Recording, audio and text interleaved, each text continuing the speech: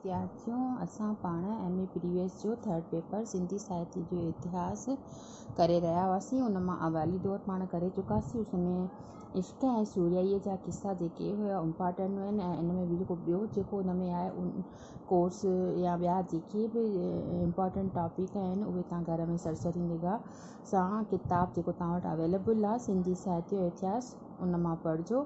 ऐं ॿी जेका इकाई आहे उहो सिंधी साहित्य जो जेको विचों दौरु आहे उन में भक्ति काव्य जो दौरु पाण करे रहिया हुआसीं। त विचें दौर में जेके काव्य जूं धाराऊं हुयूं उहे हिन रीति आहिनि। उन जी स्टार्टिंग मां इंट्रोडक्शन तव्हांखे पहिरें अॻे क्लास में कराए चुकसि। अॼु पाण कंदासीं विचें दौर में काव्य जूं धाराऊं।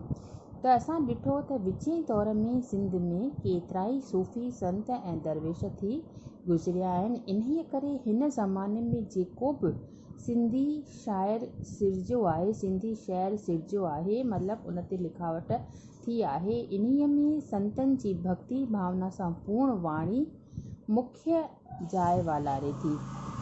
हिन दौर जे सिंधी साहित्य में भक्तीअ जी धारा मुख्य हुअण करे हिन दौर खे भक्ति काव्य जो दौरु सॾिजे थो। भक्ति काव्य जी धारा जेका आहे 3 शाखाउनि में प्रवाहित थिए थी। पहिरियों सूफ़ी काव्य धारा, ॿियों ज्ञान मार्गी काव्य धारा ऐं टियों इस्लामी काव्य धारा। इन्हनि टिनी में जेका आहे शाखाउनि में सूफ़ी काव्य धारा जो ज़ोर वधीक रहियो आहे। विचें दौर जे सिंधी शहर में भक्ति काव्य जी धारा खां सवाइ ॿियूं नंढियूं काव्य धाराऊं बि नज़र अचनि थियूं। उहे हिन रीति आहिनि किस्सा काव्य, श्रृंगारी काव्य, नीति काव्य ऐं मुनाज़रा। त हिननि सभिनी में जेको आहे सूफ़ी काव्य जेका धारा आहे उन ते ई तव्हांजो घणो करे क्वेश्चन उन में जेको बि विषय वस्तु या मैटर आहे उन्हीअ ते तव्हां खां क्वेश्चन्स पुछा वेंदा आहिनि। त उन बारे में पाण अॼु ॼाण हासिलु कयूं था। त हिन दौर जे सिंधी साहित्य जो अवसर अचण सां असांखे इहा ॼाण पवे थी त पहिरियां 200 साल खनि सिंधी साहित्य जो विकास तमामु ढिरो थियो हो। इन्हीअ अरसे में आङुरियुनि ते ॻणण जेतिरा सिंधी ॿोलीअ जा शाइर बचा हुआ। मुमकिन आहे त ॿिया बि के शाइर थिया हुजनि जिन जूं रचनाऊं रोशनीअ में न आयूं हुजनि, पर कलोड़नि ऐं मीरनि जी हुकूमत वारे अरसे में सिंधी शाइरी औज ते वञी रसी आहे। शाह सचल ऐं सामीअ जहिड़ा महान शाइर इन्हीअ अरसे में पैदा थिया आहिनि। तव्हांखे ख़बर हूंदी त शाह, सामी ऐं सचल जेको सिंधी साहित्य जो सुनहरी दौर करे लिखियो वेंदो आहे। इन्हीअ ते तव्हांखे क्वेश्चन पुछनि त शाह, सचल, सामी जेका आहे टिमूर्ति इन्हीअ ते तव्हां डिटेल में क्वेश्चन तयारु करे यादि कजो। त शाह बि इम्पॉर्टेंट आहे, सचल बि ऐं सामी बि। इहो जेको सिंधी साहित्य जो सुनहरी दौर हो जिन ते अॼु बि हर सिंधीअ खे नाज़ आहे। इन्हीअ अरसे में सिंधी शाइरीअ जो घणो विकास इन ज़माने खे सिंधी शाइरीअ जो सुनहरी दौर बि सॾिजे थो। इहो तव्हांखे मां पहिरियों ई ॿुधायो त इन्हीअ अरसे में सिंधी शाइरीअ तमामु औज हासिलु कई हुई, तमामु घणे ऊचे मुक़ाम हासिलु कयो वई। अरगूननि, तरखाननि ऐं मुग़लनि जी मादिरी ज़बान पारसी हुई ऐं संदन हुकूमत वारे ज़माने में पारसी अदब जो बोलबाला हो। इन करे लॻे थो त सिंधी साहित्य उन वक़्तु घणो वधी विझी न सघियो, पर कल्होड़ा ऐं मीर घणो वक़्त खां वठी सिंध में रहिया पिया हूंदा। सिंधी ॿोली संदन मादिरी ज़बान हुई, माना मदर टंग हुई। इन करे चाहे संदन राज कारोबार जी भाषा पारसी हुजे, पर उन्हनि पंहिंजे अयामकारीअ में माना पंहिंजे ॾींहंनि में पंहिंजे वक़्त में सिंधी ॿोलीअ खे घणो हिमथायो।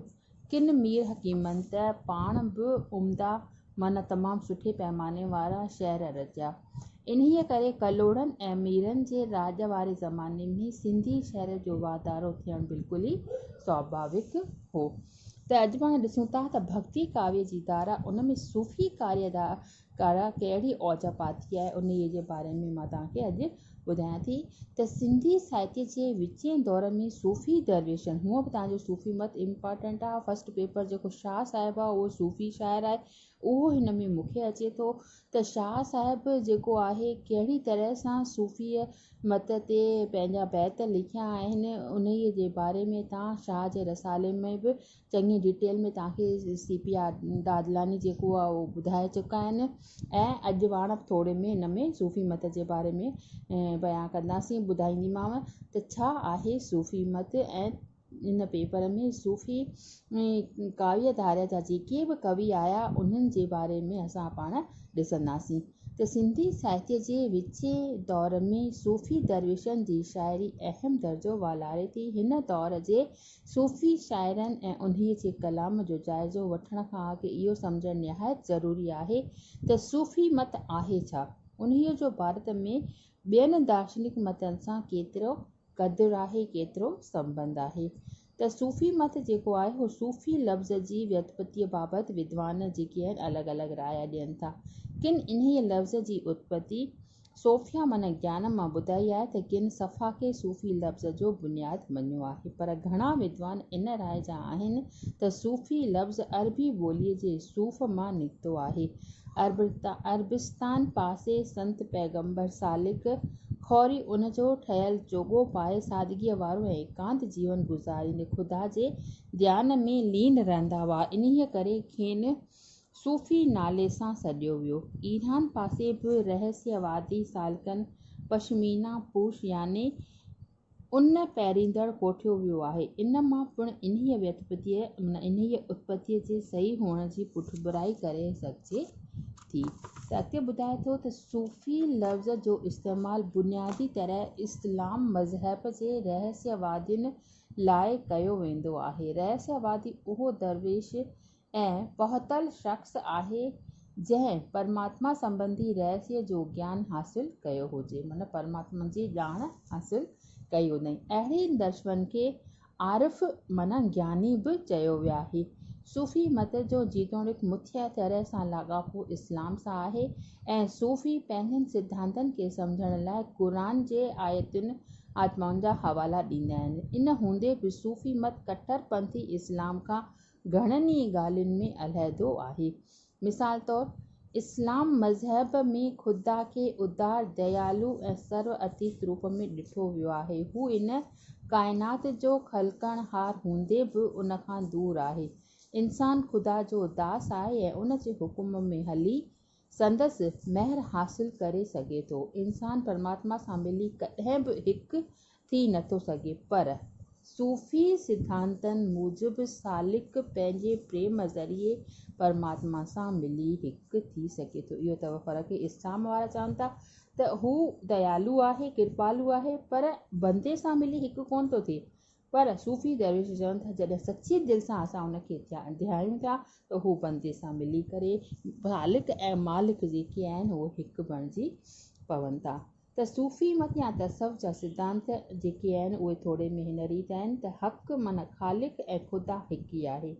खेसि ई सची हस्ती आहे। हीअ समूरी काइनात जंहिंखे ख़ुदा ख़लकियो आहे सा हिकु तस्लिम माना माया जादूअ जो खेल वांगुरु, इन्हीअ करे इहा बेबका आहे, माना अटल आहे, क़ाइमु आहे, दाइमु आहे।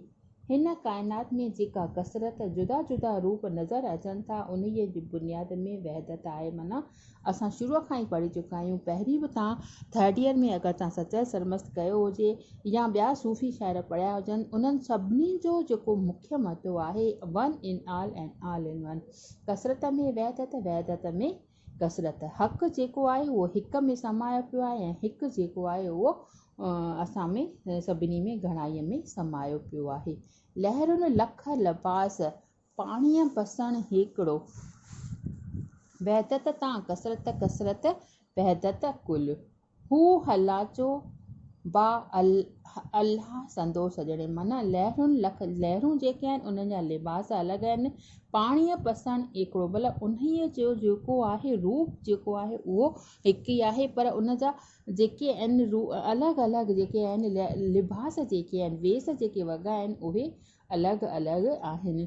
त चवण जो मतिलबु इहो आहे त सूफ़ी सालिकनि जी साधना जो मुख्य उद्देश्य इहो ई आहे त हक़ मां पैदाश थिए, ख़ालिक मां पैदा थी आहे घणाई, वरी उन्हीअ में ई समाइजी हिकु थी वञे थो। हक़ सिज मिसल आहे, इंसान उन्हीअ मां निकितल किरण वांगुरु आहे।